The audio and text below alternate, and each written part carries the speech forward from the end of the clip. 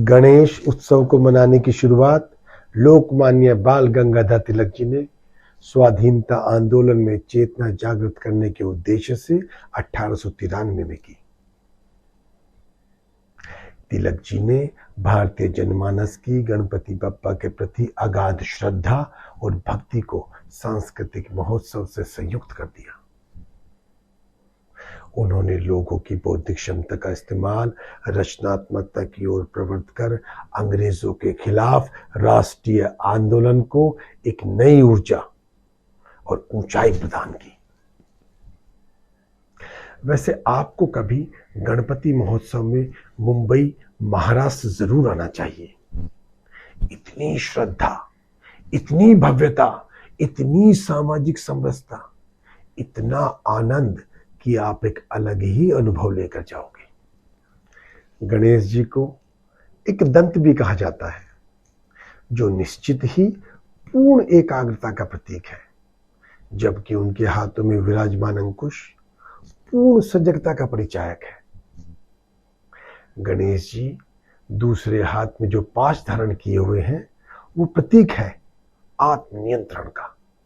जब कोई व्यक्ति आध्यात्मिकता के मार्ग पर अग्रसर होता है, तो उसके प्रारब्ध रूपी विकर्म और पुरातन संस्कारों का आवरण बिखरने लगता है।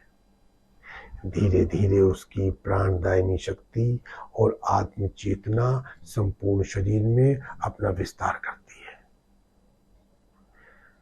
उस स्थिति में आध्यात्मिक ऊर्जा मुक्त होकर एक फैलाव ग्रहण करती है।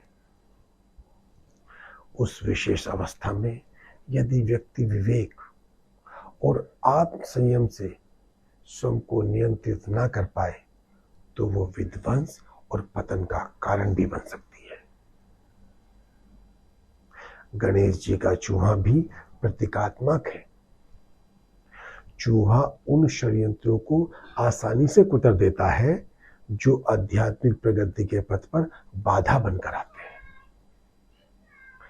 गणेश सुभाषतानी में गणपति का आवाहन किया गया है, हे विघ्न विनाशक, बुद्धिदायक, हमारे मार्ग में आने वाले सभी अवरोधों को दूर कर ज्ञान के प्रकाश से हमारे समस्त बंधनों को काट दो। अब मैं आपको गणेश चतुर्थी की व्रत कथा सुनाता हूं। एक बहुत ही दृष्टिहीन बुजुर्ग महिला थी। उसके एक बेटा और एक बहू थे। वो बुजुर्ग नियमित रूप से गणेश जी की पूजा किया करती थी। उसकी भक्ति से खुश होकर गणेश जी एक दिन प्रकट हुए और उस बुजुर्ग माँ से बोले कि माँ, तू जो चाहे सो मांग ले, मैं तेरी मनोकामना पूरी करूंगा।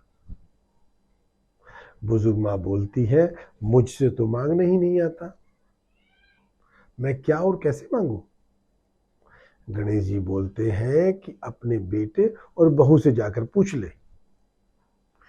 फिर बुढ़िया माँ अपने बेटे से पूछने चली जाती है, बेटे को सारी बात बताती है। तो पुत्र बोलता है कि माँ, तू धन मांग ले। उसके बाद वो अपनी बहू से पूछती है। बहू बोलती है कि माँ, पोता मांग ले। फिर बुढ़िया ने सोचा कि ये सब तो अपने अपने मतलब की चीजें मांगने के लिए बोल रहे हैं। फिर वो अपनी पड़ोसन से पूछ लेती है।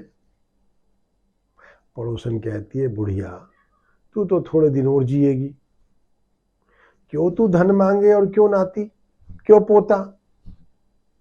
तू तो अपनी आंखों की रोशनी मांग ले, जिससे तेरी जिंदगी आराम से कट जाए। बहुत सोच विचार करने के बाद बुजुर्ग माँ गणेश जी से बोली, यदि आप प्रसन्न है तो मुझे 9 करोड़ की माया दे, निरोगी काया दे, अमर सुहाग दे, आंखों की रोशनी दे, नाती दे, पोता दे और सब परिवार को सुख दे, और अंत में मुझे मोक्ष दे।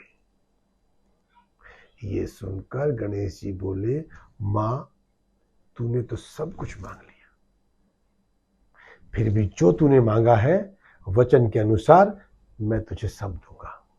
और ये कहकर गणेश जी अंतर्ध्यान हो जाते हैं। बुढ़िया माँ ने जो जो मांगा उसको सब मिल जाता है। मेरी गणेश जी महाराज से प्रार्थना है कि जैसे आपने उस बुढ़िया माँ को सब कुछ दिया, वैसे ही सब भक्त